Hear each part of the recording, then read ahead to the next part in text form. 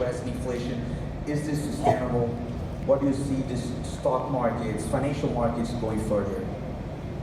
Well, the basic fact that it affects all of our thinking in the markets and in policy is that even putting aside monetary policy, the sustainable interest rate, the neutral interest rate, is much lower today than it was a few years ago. I mean, a few years ago we had 6% treasuries. You know, in 1980 we had 15% treasuries or whatever it was. So there's a long-term trend of declining interest rates all around the world. And I think that has to do not with monetary policy specifically, but primarily with the supply and demand for saving.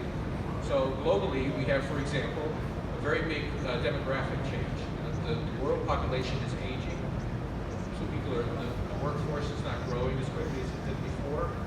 People are living longer, so they are saving more because they want to save for their retirement. So there's a big increase in desired saving around the world.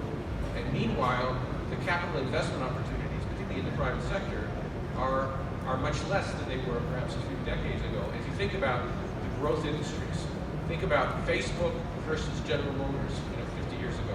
Facebook has very little capital requirement in terms of physical capital. General Motors and U.S. Steel had enormous capital requirements, so there was plenty of places for money to be invested. So you have not enough scope for investment, and you've got a lot of savings. That's driving down interest rates around the world, and that will be true even when the Fed and other central banks are close to more or less neutral rates. That has consequences. It means that, as we've been talking, monetary policy has less room to operate. So you talk about very low interest rates, 2%.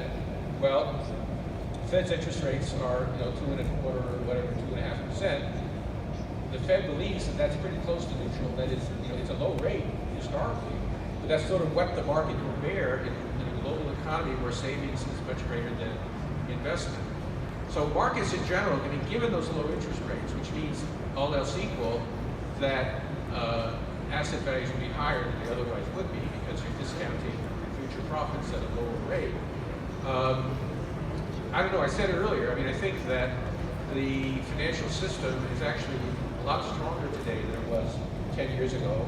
There's not obvious, misalignments in the markets.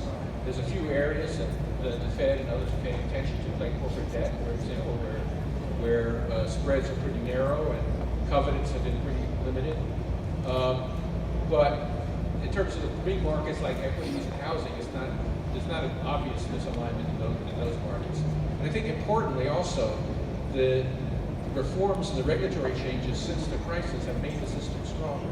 So banks in particular, I think it's worth noting, are much better capitalized, they have more liquidity, they're safer than they were 10 years ago. And so even if there is a adjustment in asset prices, if the banking system is strong and you don't get a panic like we had in 2008, then that limits the effect of the change in asset prices on the economy. In 2001, there was a very big decline in stock prices, and yet the recession we had was very mild and pretty short.